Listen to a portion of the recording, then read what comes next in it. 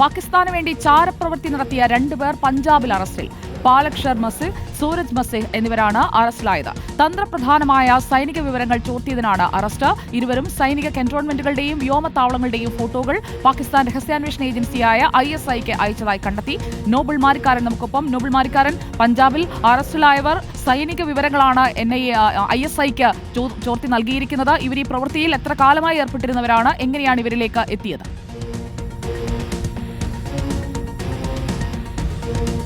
വളരെ പ്രധാനപ്പെട്ട 2 അറസ്റ്റുകളാണ് ഇപ്പോൾ പഞ്ചാബിൽ ഉണ്ടായിരിക്കുന്നത്. പ്രധാനപ്പെട്ട, അതായത് സൈനിക കന്റോൺമെന്റുകളുടെയും അമൃത്സർ എയർബേസ് അടക്കമുള്ളവരുടെയും ചിത്രങ്ങൾ ISIക്ക് ചോർത്തി നൽകിയെന്നാണ് ഇപ്പോൾ ഇതുമായി ബന്ധപ്പെട്ടുകൊണ്ട് പഞ്ചാബ് പോലീസ് വ്യക്തമാക്കുന്നത്. നിലവിൽ ജയിലിൽ കഴിയുന്ന ഭീകരനും അതോടൊപ്പം തന്നെ രാജ്യവിരുദ്ധ പ്രവർത്തനങ്ങളിൽ ഏർപ്പെട്ടുള്ള പിട്ടു എന്ന ഹർപ്രീത് സിംഗ് ആണ് ഇതുമായി ബന്ധപ്പെട്ട വിശദാംശങ്ങൾ പോലീസ് നൽകിയത്. ഇയാളെ ചോദ്യം ചെയ്തപ്പോഴാണ് ഈ വിവരങ്ങൾ ലഭിച്ചത്. അതിന് പിന്നാലെയാണ് 2 പേരെ ഇപ്പോൾ അറസ്റ്റ് ചെയ്തിരിക്കുന്നത്. പാലക്ഷർ മസിഹ് അതോടൊപ്പം തന്നെ സൂരജ് മസിഹ് എന്നാണ് ഇവരുടെ പേരുകൾ. ഈ 2 പേരും കഴിഞ്ഞ കുറെ നാളുകളായി ചാരപ്രവൃത്തിയിൽ ഏർപ്പെട്ടിരുന്നു എന്ന പ്രാഥമിക വിവരമാണ് ഇപ്പോൾ ഉള്ളത്.